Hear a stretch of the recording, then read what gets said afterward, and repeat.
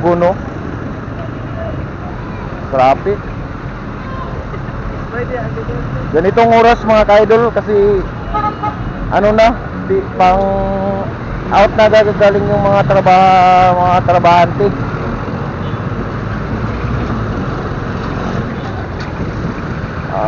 Mga ganito mga basta last hour dito tayo sa Pugon.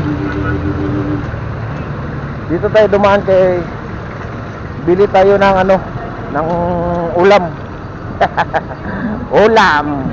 Ulalam para pag-uwi natin magluto naman tayo ng ulam.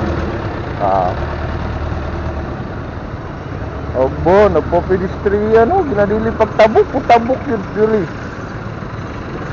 Yay! Unsa man ni silang angkol oy.